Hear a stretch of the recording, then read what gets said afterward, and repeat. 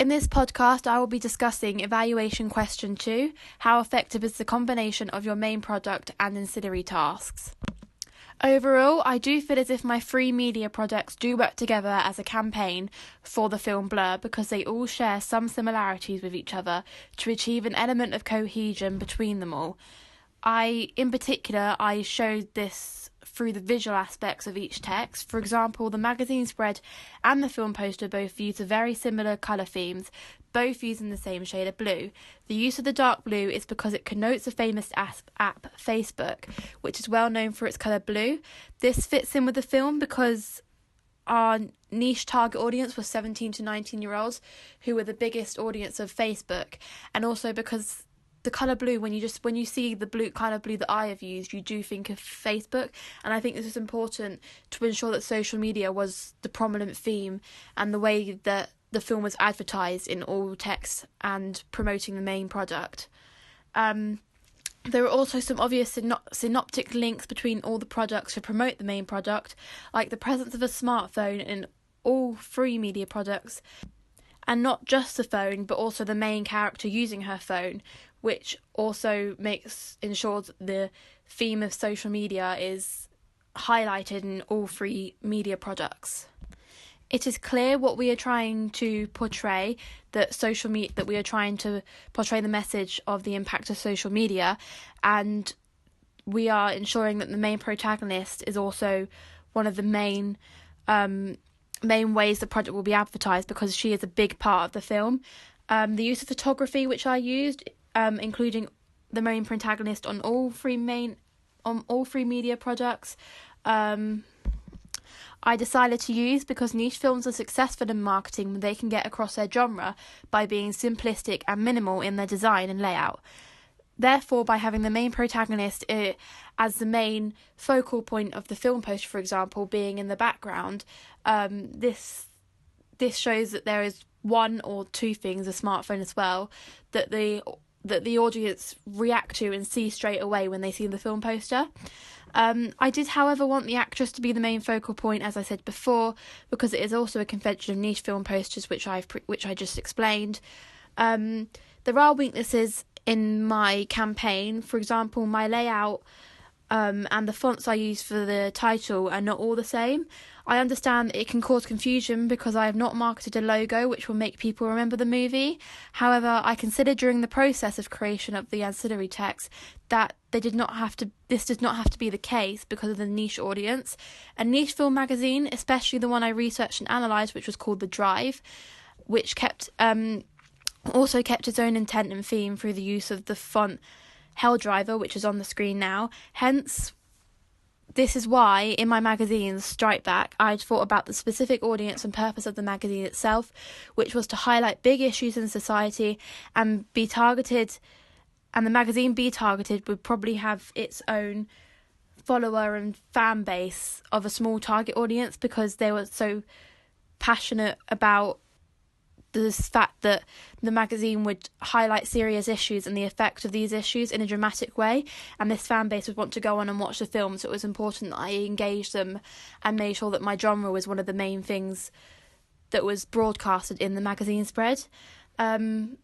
because the genre of the main product is slightly psychological thriller, which is what we just decided to promote it as because of the psychological impacts of social media on the main protagonist, the magazine spread had to fit into a psychological style, obviously. So the font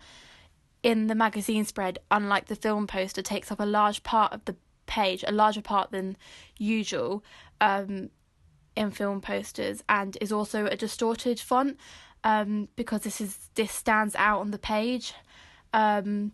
The font of the title and the main product and the poster are slightly more simplistic, which in hindsight may not work for the poster because it does not excite the audience or has a connection to what the audience see in the film magazine. But the font used in the magazine spread is used on the slogan, is also the font of the slogan on the film poster, which helps the promotion of each other and the main product, because these are small indirect links, and also there are parts in the film poster that shows links to the psychological thriller genre. So when planning my campaign, I took inspiration from the Little White Lies magazine to help me encode similar messages in the ancillary text to the main product. Little White Lies is an international magazine who target a niche audience in the same way that our film has a message incorporated social media, which can be used and is used by a mass audience. However, our film, as the main product, is targeted at a much smaller audience because we are trying to get across how dangerous and addictive social media can be without realising to a younger audience who this affects the most because it is part of their generation. They have also said on their website that it is important to draw inspiration from the themes and visual tone of the carefully selected film, which is why this magazine is so successful, and I use this ethos or their aim to inspire how I would create my campaign by ensuring that the visual tone and the themes were highlighted in all three products, which they obviously are in the main product. I feel as if in the film poster they are because of the use of colour, the photography, the theme is shown with the smartphone, the title is the same, the slogan is showing the theme because it is what you see is what you get, isn't it? Which is also a rhetorical question which gets the audience to engage and think, oh, I want to see what happens next, I want to watch this short film. And the magazine spread also through the photography, the colours, the article itself talks about the themes of the short film, which just helps promote the main product really well. Despite not actually analysing Little White Lies in my project, I have been doing research on Little White Lies, so I have taken a lot of inspiration off them, as well as the Drive magazine. So I also took inspiration from Little White Lies' use of review boxes, which I thought after researching and planning were actually essential because having a tripartite review system, which is as Little White Lies called it, would capture the different aspects of the film product into one part of the magazine spread, complementing the article itself as well as the other ancillary text to help promote the prominent aspects of the film.